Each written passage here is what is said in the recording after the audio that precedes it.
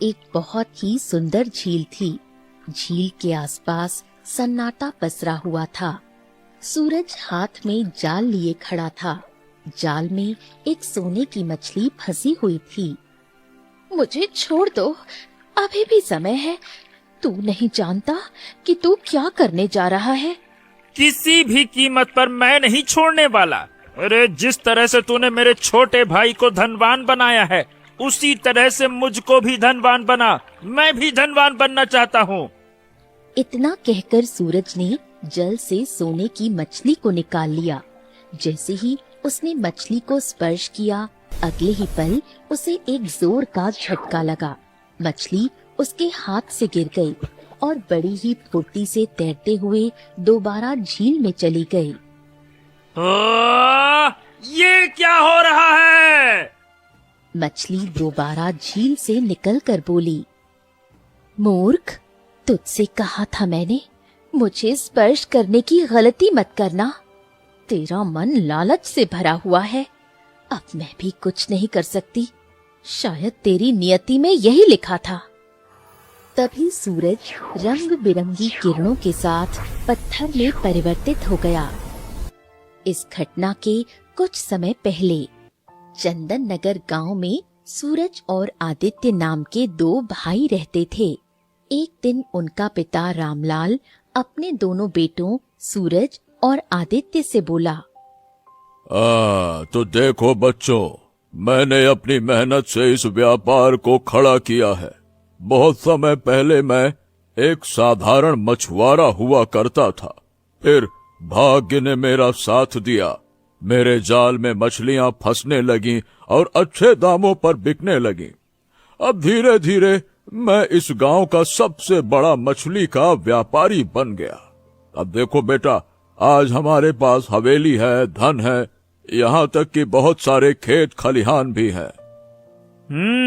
पिताजी, मुझे लगता है कि आपने केवल ये बताने के लिए मुझे और आदित्य को यहाँ नहीं बुलाया है कि हमारे पास है क्या क्या। बताइए बताइए, जरूर कोई खास काम होगा। हाँ, खास काम है। अब मैंने जीवन में बहुत धन कमा लिया। तुम्हारी माँ भी कुछ समय पहले स्वर्ग सिधार गई। अब बेटा, मेरा मन सांसारिक मोह माया से भर चुका है। इसीलिए मैं अब अपना पूरा जीवन ईश्वर की आराधना में लगाना चाहता हूँ। मैं जंगल जाना चाहता हूँ और वहाँ तपस्या करना चाहता हूँ। लेकिन जाने से पहले मैं अपनी संपत्ति का बंटवारा तुम दोनों भाइयों में करके जाना चाहता हूँ, ताकि मेरे जाने के बाद तुम दोनों में कोई आपस में झगड़ा ना करे। आहा, ये हुई ना बात। पिताजी, ये देखिए, मैंने तो पहले ही संपत्ति के कागज तैयार कर लिए हैं। देखिए देखिए देखिए। सूरज ने कागज निकालकर पिता को दे दिए। पिताजी, आप इसको पढ़ लीजिए।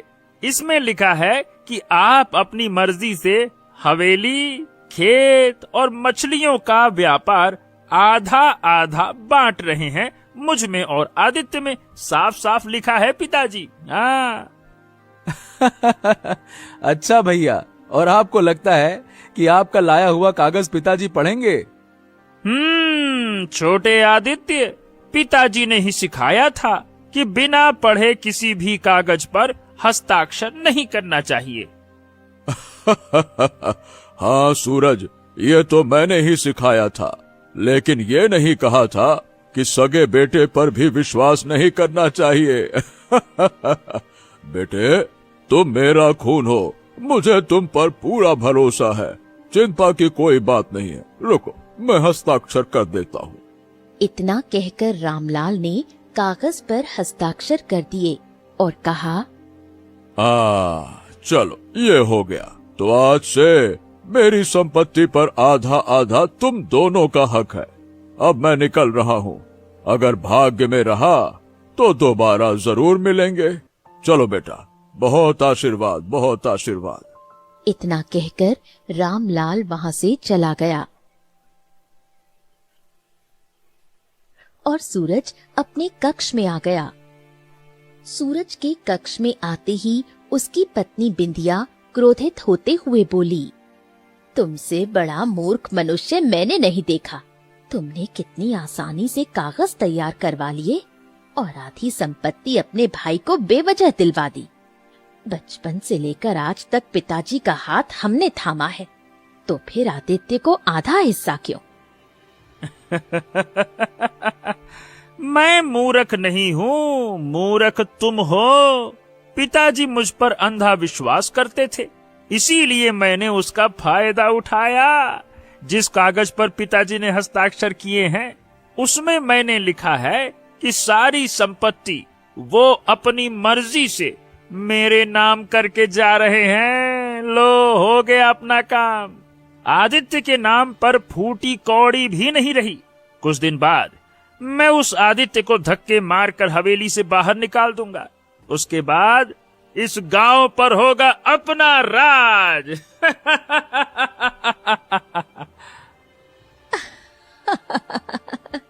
मैं तो हमेशा से कहती थी कि तुम्हारी बुद्धि लोमड़ी की तरह काम करती है। ये सुनकर सूरज मुस्कुराता हुआ वहां से चला गया। कुछ दिन ऐसे ही बीत गए। एक दिन आदित्य अपने घर पर आया ही था कि तभी उसका बड़ा भाई सूरज अपनी पत्नी बिंदिया के साथ वहां पहुंचा। तो देखो भाई आदित्य, कान खोल कर सुन लो। बात ये है कि अब तुम इस घर में नहीं रह सकते। क्या नहीं रह सकता से आपका क्या मतलब है? क्योंकि पिताजी ने जाने से पहले सारी संपत्ति मेरे नाम कर दी। हवेली, मछलियों का व्यापार और यहाँ तक कि खेत खलिहान भी। क्या? अरे झूठ क्यों बोल रहे हो भैया? पिताजी को आपने ही कुछ कागज दिए थे और कहा था कि आधी आधी संपत्ति दोनों भाइयों में बांटी जा रही है, और पिताजी ने आप पर विश्वास करके उस पर हस्ताक्षर भी किए थे। मुझे भी आप पर विश्वास था। हम में से किसी ने भी कागज नहीं देखे थे, पढ़े नहीं थे, तो आपने ये किया। ओहो, अब इतना रोना गाना मत मचाओ। देखो भाई, मैं तो झूठ बोल रहा था। उन सारे कागजों पर मैंने सारी संपत्ति अपने नाम कर दी थी और हस्ताक्षर पिताजी ने भी कर दिए, तो बात ही खत्म हो गई। अब क्यों रोना गाना मचा रहा है, हैं? ये सुनकर आदित्य को सब कुछ घूमता हुआ महसूस होता है। अरे तो सीधे सीधे ये क्यों नहीं कहते भैया कि आपने झूठ बोलकर बेईमानी से पिताजी की सारी संपत्ति हड़प ली? हड़प ली? हाँ भैया, हड़प ली। तो क्या करोगे? अरे देखो, ऐसा है, तुम फालतू में मुझे उकसाओ नहीं, क्योंकि मैं उकसूंगा नहीं। सीधी बात यह है कि सारी संपत्ति अब मेरी है। मैं और मेरी पत्नी नहीं चाहते हैं कि तुम और तुम्हारी पत्नी राधा इस घर में रहो। ये मैंने पत्थर पर खींच दी लकीर, समझ गए? अगर आपको लगता है कि मैं चुपचाप बैठ जाऊंगा तो ये आपकी गलतफहमी है। इतना कहकर आदित्य सीधा अपने कक्ष में आ गया। आदित्य की पत्नी राधा सब सुनकर रोते हुए बोली, जिस बात का मुझे डर था वही हुआ।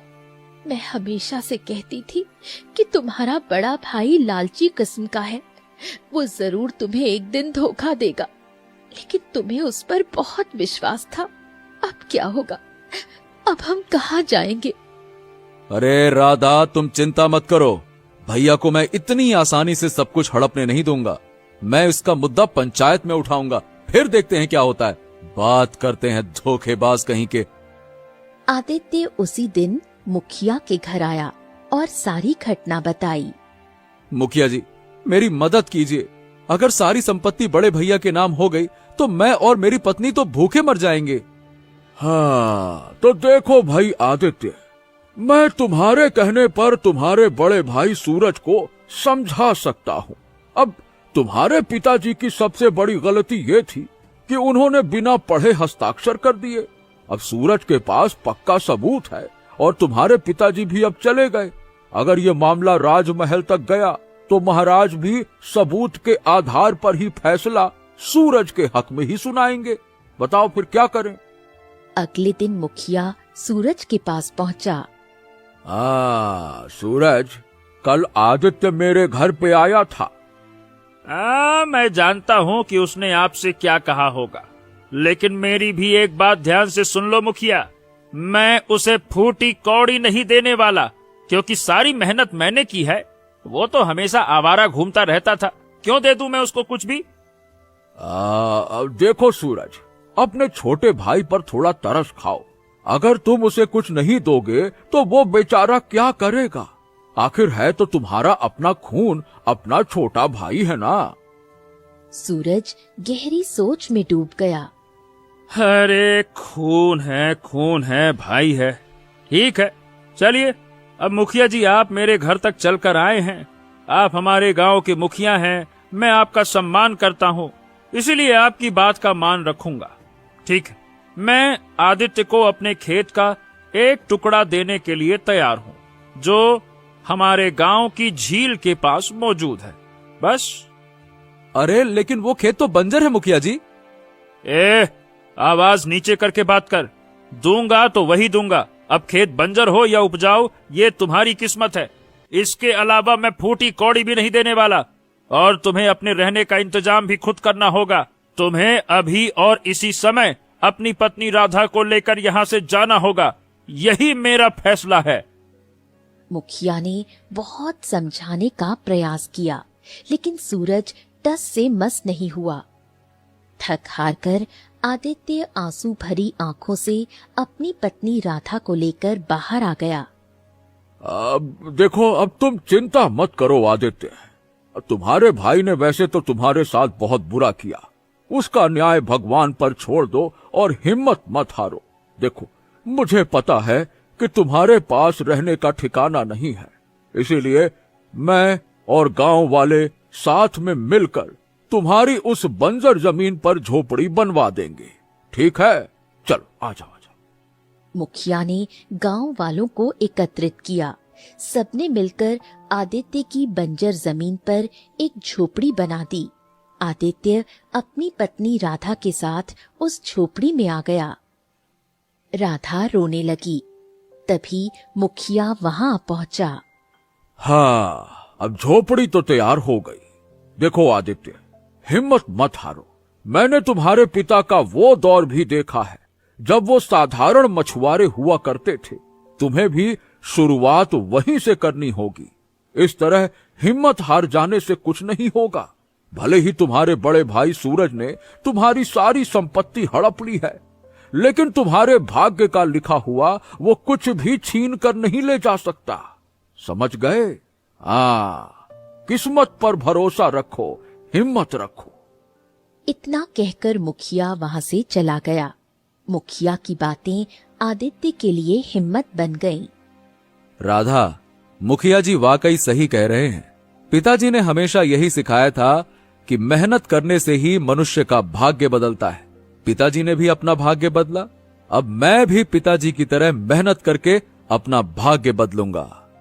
अगले दिन आदित्य अपना जाल लेकर झील के किनारे पहुंचा और भगवान का नाम लेकर उसने जाल झील में डाल दिया। कुछ देर बाद उसका जाल भारी हो गया। आदित्य ने जाल बाहर निकाल लिया। उसमें एक सोने की मछली फंसी थी। हे भगवान, ये तो सोने की मछली है। मुझे छोड़ दो, मैं तुम्हें इसके बदले कुछ ऐसा दूंगी जिससे तुम्हारा भाग्य बदल सकता है। अरे, तुम तो कोई मायावी सोने की मछली लगती हो, वरना मछलियां मनुष्य की आवाज में बात नहीं करती। अच्छा ठीक है, डरो मत। देखो, मुझे तुमसे कुछ नहीं चाहिए, मैं तुम्हें ऐसे ही छोड़ता हूँ। रुक जाओ। इतना कहकर आदित्य ने मछली को जाल से निकालकर झील में छोड़ दिया। तुमने मुझे स्पर्श करके दोबारा झील में आजाद कर दिया। इसका मतलब तुम बहुत भले मानव हो। मैं तुम्हें जरूर कुछ दूंगी। मछली की आंखों से रंग बिरंगी किरणें निकली और देखते ही देखते आदित्य के सामने कुछ बीज प्रकट हो गए। ये क्या है? ये साधारण बीज नहीं है। इन्हें तुम बंजर जमीन में भी बोओगे तो वहाँ सोने की फसल होगी। तुम्हारा जीवन बदल जाएगा। क्या तुम सच कह रही हो? अगर ऐसा हुआ तो फिर तो मैं बहुत धनवान बन जाऊंगा और लोगों की भलाई कर सकूंगा। हाँ, इन्हें अपने पास रख लो। आदित्य ने बीज ले लिए और घर चला आया। आदित्य ने सारी घटना राधा को बताई। अगले दिन आदित्य बीज लेकर बंजर खेत में गया। उसने मेहनत करके पूरा दिन उन बीजों को बोया और रात को राधा के साथ झोपड़ी में सो गया। सुबह आदित्य ने राधा से कहा, हाँ, चलो राधा, आओ खेत का एक चक्कर लगा के आते हैं। आओ आओ। दोनों खेत पहुँचे और सामने का दृश्य देखकर चौंक गए। उनका पूरा खेत सोने की फसल से भरा हुआ था। अरे बाप रे बाप, हे भगवान, हे ईश्वर। इसका मतलब उस मछली ने बिल्कुल सही कहा था।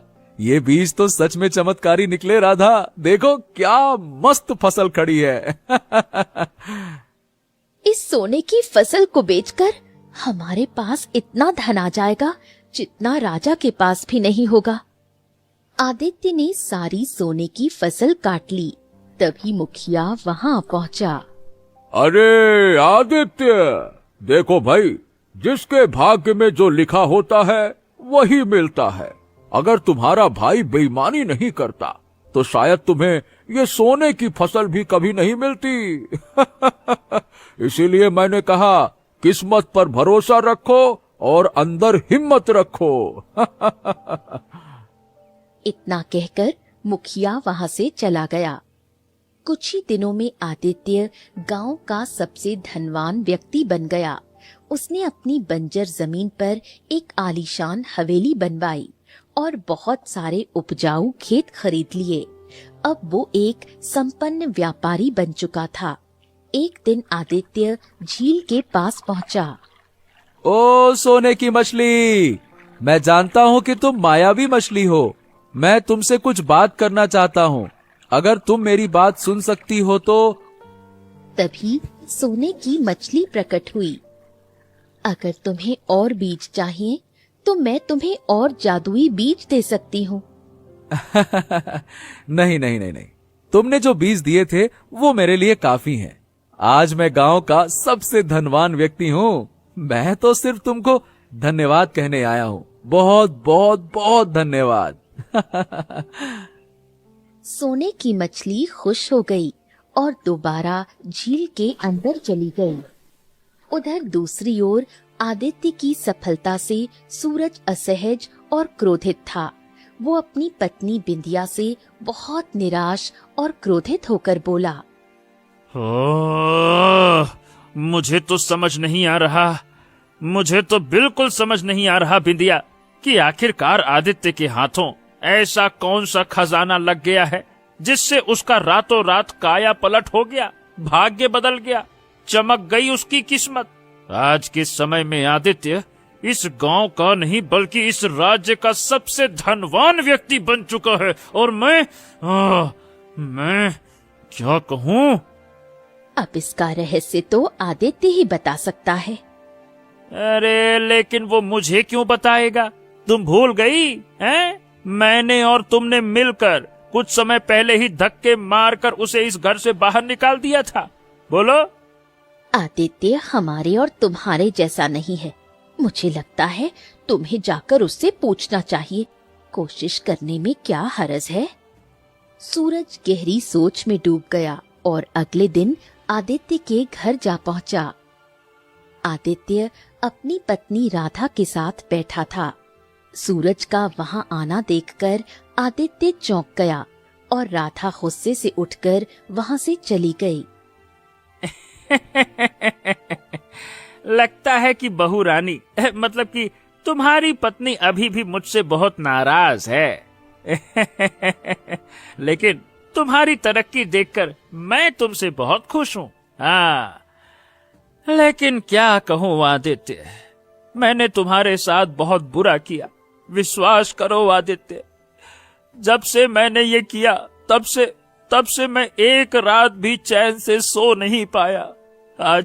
आज मैं तुमसे अपने किए की क्षमा मांगने आया हूँ। आदित्य, बड़े भाई होने के नाते, अपना खून होने के नाते क्षमा करोगे ना? बोलो। अरे बस बस बस भैया। देखिए भैया, जो कुछ भी हुआ वो मैं सब भूल चुका हूँ। अब मेरे दिल में आपके प्रति कोई भी मैल नहीं है। बल्कि मैं तो ये सोच रहा हूँ कि आपने एक तरह से मेरे साथ तो अच्छा ही किया। अगर आप मुझे धक्के देकर बाहर नहीं निकालते तो मैं कभी भी इतना बड़ा धनवान आदमी बनता ही नहीं। हाँ, ये कही ना तुमने पते की बात। अच्छा, वैसे एक बात पूछूं, बुरा तो नहीं मानोगे ना? हाँ हाँ, पूछिए ना भैया, क्या बात है? ये बताओ आदित्य, क्या तुम अपने बड़े भाई को नहीं बताओगे कि अचानक तुम्हारे पास ये रातों रात इतना धन कहाँ से आ गया? आहा। सीधे सीधे ये क्यों नहीं कहते भैया कि तुम यहाँ ये जानने के लिए आए हो कि मैंने इतना सब कुछ किया कैसे है? कोई बात नहीं भैया, परंतु मैं आपके जैसा नहीं हूँ। मैं तुम्हें सब कुछ बता दूंगा। तुम्हारी किस्मत में होगा तो तुम्हें भी मिलेगा। इतना कहकर आदित्य ने सारी घटना अपने भाई सूरज को सुना दी। सूरज ये सुनकर चौंक गया। सूरज कुछ देर बाद वहां से चला गया। तभी राधा वापस आई और आदित्य की ओर देखकर बोली, ये आपने क्या किया? आखिर आपको जादुई सोने की मछली का रहस्य बताने की क्या आवश्यकता थी? राधा, मुझे मुखिया जी की बात अभी भी याद है। इस संसार में कोई भी मनुष्य किसी का भाग्य नहीं छीन सकता। अगर भैया के भाग्य में उस जादुई मछली का मिलना लिखा होगा तो वो उन्हें मिलेगी, और अगर नहीं लिखा होगा तो चाहे तो भैया सारा जीवन झील के किनारे बैठे रहेंगे ना, तो भी जादुई मछली के दर्शन भी नहीं होंगे। सूरज ने घर पहुंचकर सारी घटना अपनी पत्नी बिंदिया को सुनाई। तुम्हारा भाई कितना बड़ा मूर्ख है, उसने सारा रहस्य तुम्हें बता दिया। अब खड़े खड़े क्या देख रहे हो? जाओ, झील के किनारे जाओ और उस मछली को कैसे भी करके पकड़ कर लाओ। उसे हमारे तालाब में होना चाहिए, झील में नहीं, ताकि हम रोज जादुई बीज मांगे और संसार के सबसे धनवान मनुष्यों में शामिल हो जाएं। हाँ, तुमने तो मेरे मुंह की बात छीन ली। बिंदिया की बात सुनकर सूरज की आंखों में लालच चमक उठा और उसने अगले दिन ही योजना बना ली। अगले दिन सूरज अपना जाल लेकर झील के किनारे पहुंचा। उसने जाल डाला और कुछ देर बाद उसका जाल भारी हो गया। जैसे ही उसने जाल खींचा, उसमें एक सोने की मछली फंसी हुई दिखी। मूर्ख, तेरी तो शक्ल से ही लालच झलक रहा है, मुझे छोड़ दे। अरे, तू मुझे क्या बोलकर समझाती है? मेरे छोटे भाई आदित्य को तूने जादुई बीज दिए और मुझे सीधे तौर पर कह रही है कि मुझे छोड़ दो।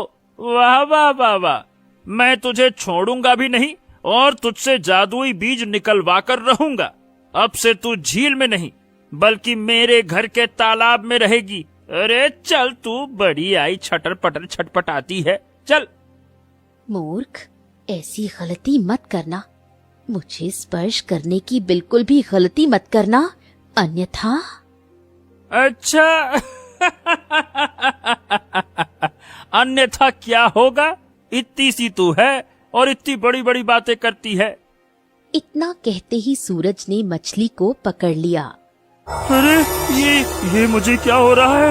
ये क्या हो रहा है? हे भगवान, ये मूर्ख, मैंने कहा था मुझे मत छूना। तेरे छोटे भाई के मन में भलाई थी, इसलिए उसे कुछ भी नहीं हुआ। लेकिन तेरे मन में लालच भरा पड़ा है। अब तू पत्थर बन जाएगा और मैं भी तुझे ठीक नहीं कर सकती। इतना कहकर मछली झील के अंदर चली गई और सूरज उसी क्षण पत्थर में परिवर्तित हो गया। कुछ देर बाद मुखिया वहां से गुजरा। उसने झील के किनारे पत्थर बने सूरज को देखा और बुरी तरह चौंक गया। मुखिया दौड़ता हुआ आदित्य की हवेली जा पहुंचा। आदित्य, आदित्य, अरे भाई आदित्य, गजब हो गया, तुम्हारा भाई पत्थर का बन चुका है। क्या? ये क्या कह रहे हैं मुखिया जी? भैया पत्थर के बन गए? हाँ, मैं झील के नजदीक से गुजर रहा था, वहां मैंने उसे पत्थर का बना हुआ देखा। ये सुनकर आदित्य मुखिया के साथ दौड़ता हुआ झील के किनारे पहुंचा। झील के पास जादुई सुनहरी मछली प्रकट हुई और आदित्य को देखकर बोली, तुम्हारा भाई लालची था। मैंने उसे कहा था मुझे स्पर्श मत करना, पर उसने मेरी बात न मानी और छुआ, इसलिए वो पत्थर बन गया। मैं उसे ठीक नहीं कर सकती। हे भगवान, ये कैसे हो सकता है? ये जो भी है मेरा भाई था, इन्हें सही कर दो। कैसा भी था, एक था तो सही ना। मैं चाहकर भी ठीक नहीं कर सकती, ये मेरे बस में नहीं है, क्योंकि मैं एक श्राप की वजह से मछली बनी हुई हूँ। तुम ध्यान से सुनो। पास ही एक घना जंगल है, वहाँ एक खंडहर में एक पत्थर की प्रतिमा है जो कभी मनुष्य थी। उस प्रतिमा को उसी साधु ने शाप दिया था जिसने मुझे भी शाप दिया था। मैं कोई साधारण जादुई मछली नहीं, मैं एक परी हूँ, पर एक साधु के श्राप से मैं मछली बन गई। तो वो पत्थर की प्रतिमा कौन है? क्या तुमने इस राज्य की रानी रुक्मणी का नाम सुना है? हाँ, सुना है। वही रानी रुक्मणी उस पत्थर की प्रतिमा में बदल गई थी। अरे, तो ये बात तुमने मुझे पहले क्यों नहीं बताई? अगर मैं पहले बताती तो क्या तुम मेरी सहायता करते? विश्वास करो, मुझे पहले से पता होता तो मैं पहले ही तुम्हारी मदद करता और अब भी करूंगा। अब ये केवल मेरे भाई का नहीं, तुम्हारा और रानी रुक्मणी का भी मामला है। मैं उस साधु महाराज से मिलकर इस श्राप का अंत करूंगा, तुम चिंता मत करो। साधु महाराज महाराष्ट्र के घने जंगलों में मिलेंगे। इतना कहकर मछली झील में उतर गई और गायब हो गई। आदित्य तुरंत घने जंगल की ओर निकल पड़ा। बहुत देर पैदल चलने के बाद वो एक खंडहर पहुंचा, जहां एक औरत पत्थर की प्रतिमा बनकर खड़ी थी। हाँ, लगता है यही रानी रुक्मणी है।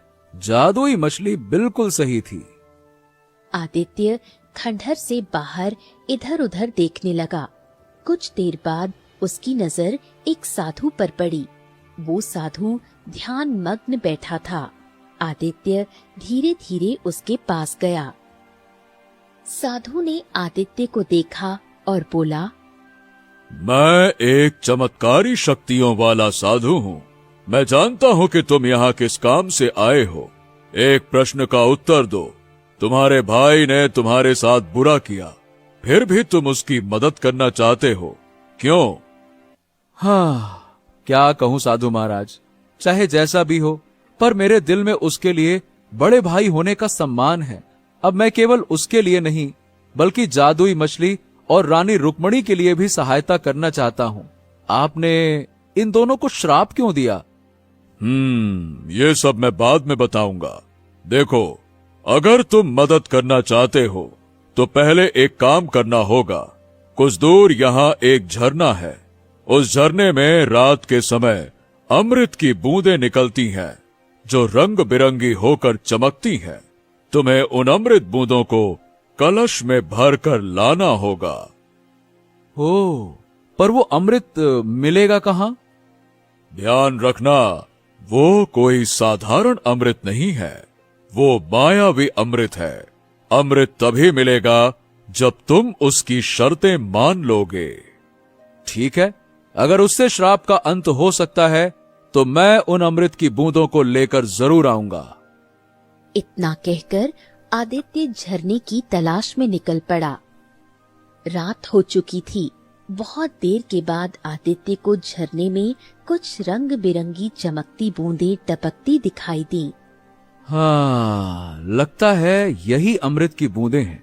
साधु महाराज ने इसके बारे में बताया था। आदित्य कलश लेकर बूंदों को लेने का प्रयास करता है। तभी बूंदों से आवाज आती है, तुम्हें एक बलिदान देना होगा, क्या तुम तैयार हो? हाँ, मैं तैयार हूं। सोच लो, अगर तुम मुझे छुओगे तो हमेशा गरीब रहोगे, धन की शक्ल कभी नहीं देख पाओगे। भले ही ऐसा हो, पर मैं अपने भाई और रानी रुक्मणी को पत्थर का बना हुआ नहीं देख सकता। मैं परी को भी श्राप से मुक्त करना चाहता हूं। ये तुम्हारी परीक्षा थी, तुमने उसे पार कर लिया, अब तुम मुझे ले जा सकते हो। आदित्य बूंदों को कलश में भर लेता है और दौड़ता हुआ साधु महाराज के पास पहुंचता है।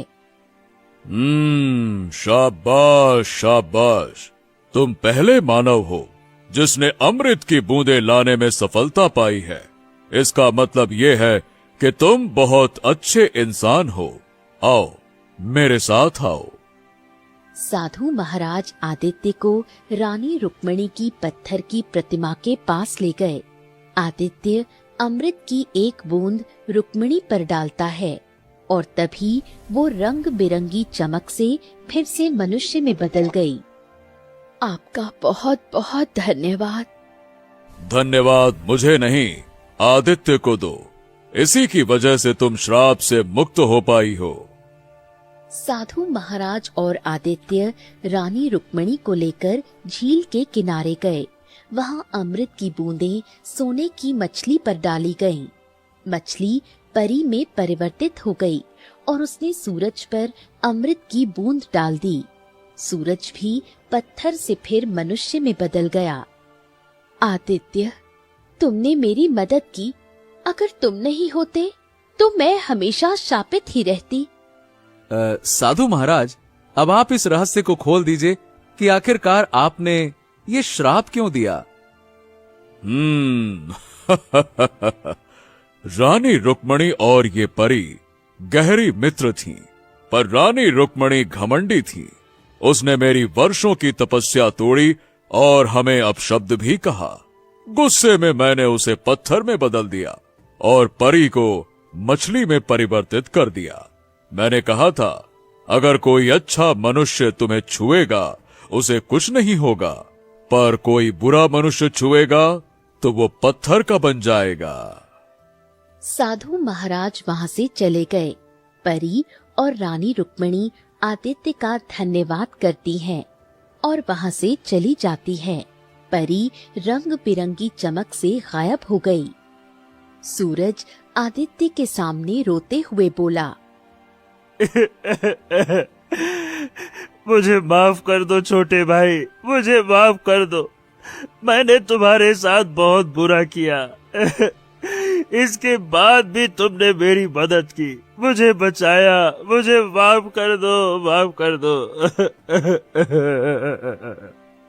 अरे बस बस बस बस बस, आप मेरे भाई हैं, क्षमा मांगने की कोई जरूरत नहीं है। बड़ा भाई पिता के समान होता है। मेरे दिल में आज भी तुम्हारे लिए कोई भी द्वेष नहीं है भैया। बस बस बस, चलिए आइए आइए आइए। सूरज फूट फूट कर रोते हुए अपने घर चला गया। अपनी पत्नी बिंदिया को सारी घटना बताई। बिंदिया को अपने ऊपर पछतावा होने लगा। अगले दिन सूरज और बिंदिया आदित्य की हवेली में आए। सूरज ने माफी मांगी और अपनी संपत्ति के सारे कागज आदित्य के सामने फाड़ दिए। हाँ, आदित्य, अब मुझे ये संपत्ति नहीं चाहिए। क्या? ये आपने क्या किया भैया? हाँ, अब मुझे किसी भी चीज की आवश्यकता नहीं है। समझ गया, जिसके पास तुम्हारे जैसा भाई हो उसे धन दौलत की क्या आवश्यकता। आदित्य और राधा अपने घर लौट आए। पूरा परिवार फिर से एक साथ खुशी खुशी रहने लगा।